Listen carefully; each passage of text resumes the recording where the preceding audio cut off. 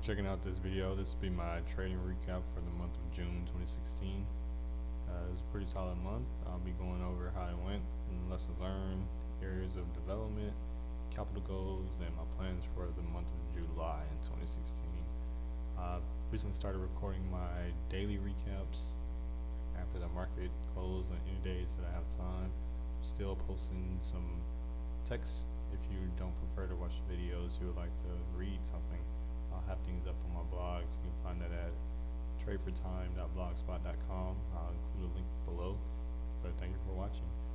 So let's get to it. June's a good starter month back. Took it slow.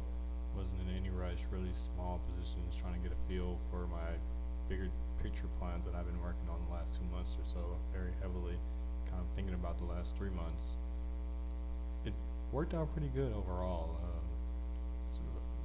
Going into point one, how did the month go? I finished green. The plan is always green or flat, and you can't be too upset with that. I only had 5 losing days on the month, and 3 of those days were really kind of scratch. Didn't really take too many of the opportunities, or either I started down and battled back.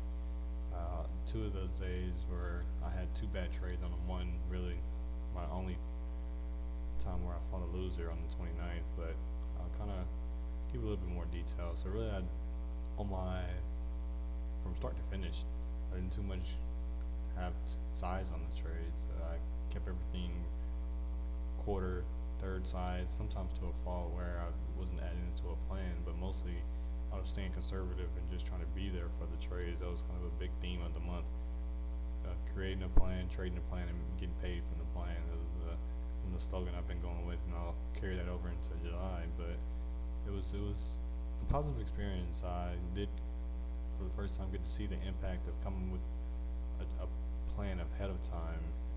Not having a plan has previously left me open to being really exposed to the downside, but now that I'm creating one, I'm not only mitigating my risk, but I'm seeing the benefit of the opportunity that's there when a bigger picture swing, or not even a swing, but a bigger picture move does happen, because I have an idea, I have a plan, I add into it, and I can just kind of let it work for me. Scalping is fun, it's lucrative, it's done me well so far, but I think bigger picture will be my go-to in a few months if I continue at this rate. I do see myself as being a 2 to 3 day swing trader when I have built the capital that I want, but now it's more important that I start to build good habits and get rid of the old ones. If you see, clearly have more win days than losing days. My win percentage on my trades, which I don't have up, was 78.7%. I tallied 59 trades, I think, 64 trades, something like that. 54 were winners, the others were losers, but it just really helped to show me the importance of risk mitigation. Now, one thing really that I do want to point out was the 6th and the 29th. I'm not a pessimistic person, but I do find that in times of drawdown, that's where I do learn the most, and I've tended to make the same mistakes that I made previously. It's only a handful of them that I make at these current days, because I'm able to go on these streaks of ranging, or previously at least I was ranging with about the same amount of money, consistently making money over 20-30 days stretches, then have just a big loser day. And the 29th showed remnants of it, but I was really able to keep it under control, and although it looks bad relative to my other days, and I didn't want to have a losing day be bigger than any of my winning days, I'm actually kind of proud of this day, the 29th. But what happened on the 6th, there was a trade alert, and I didn't take ownership of the trade. It's just as simple. As my second day back, I was a little excited. I saw one of my nemesis, VRX, was moving, had some activity, and I saw one of the traders I trust and that proven they've been pretty solid over the years, and since I've been trading, I followed them on it, and it was just as simple. It cost me.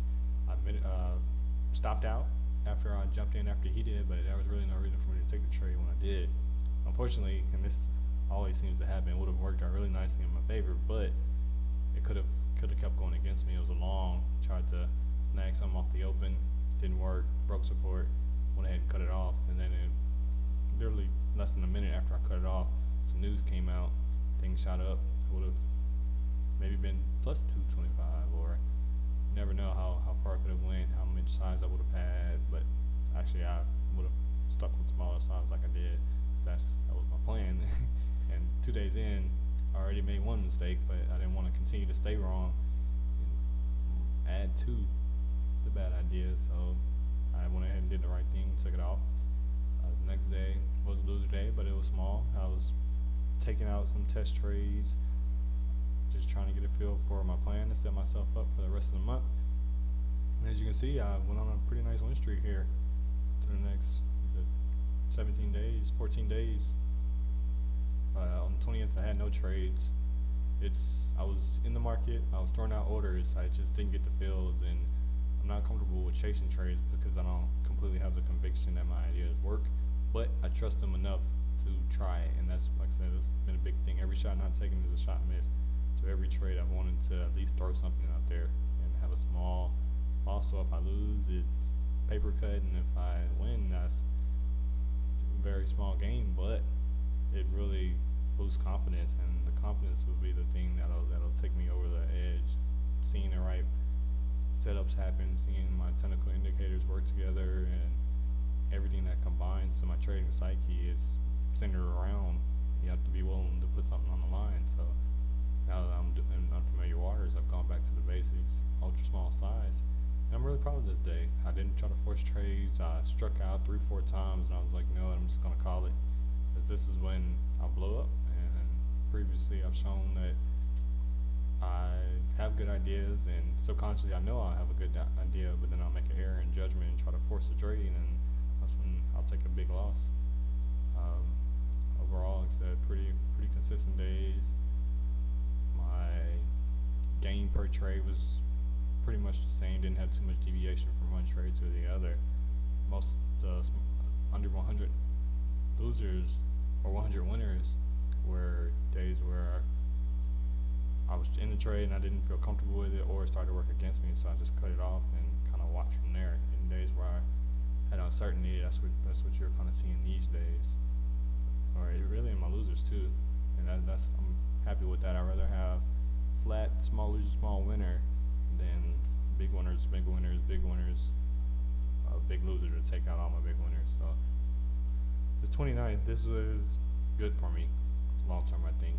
I was trading well up to this point. I only had one, I guess, mental mistake back on the 6th, and I'm not gonna say I was due for one, but I'm glad this mistake happened. It was TSRO. It had some positive news, gapped up over all-time resistance, and it was just ripping. And on this day, I was scalping it both ways.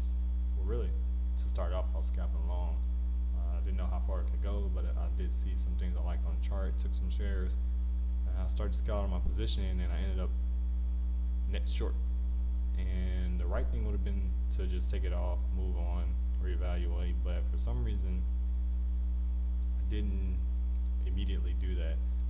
I will say it was a very volatile stock at the time, and immediately after I recognized that I was net short, I did see that I was down significantly on the position, not monetarily, but points. And because I've removed my P&L, I don't want to make a trade decision based off of how much I'm up or down, although I do have a stop that calculates all that for me. But, well, I'll calculate it out for myself. But when I saw that I was net short, it was like, oh crap, now I'm down on a position, I could take it off. I technically had just a tiny, what would have been less than a starter position for me for what I was trading, but it kind of frustrated me because I made the mistake and didn't see how I didn't catch it or what have you. But I decided to fight it, and I started looking at the chart. There wasn't much to see because I knew it was gapping over the significant resistance, but it just made me feel better going through the process. So I fought it, and at one point I was down really nicely. Probably down about 2K. I was able to battle back. I think I finished on this particular trade minus 1,300, and then finished the day minus about 900. These are all my gross totals. These are not my net. So I went from, let's say, probably minus 1,500 on the day to minus 900, and I didn't have a 4K loser. 4-figure loser, which I'm happy about. But the trade was just a good reminder not to fight him. And it's always easier to take it off and reevaluate than it is to try to be the hero or put your cape on and whatnot. And it did also help me to redefine some of my rules. But overall, like I said, finished the month green, happy with it, even after commissions, fees, platform, all that stuff. So it's a really positive sign. It's really good that I had that growth and was able to go through this month. It's my only my third green month of my career, my short career, but this is a really good step. Best per share gains that I've had. Normally I was like I said, a quick scalper, but I think I averaged 14 cent, and that's with this trade, this loser that was the biggest size of all my trades. So that's not bad.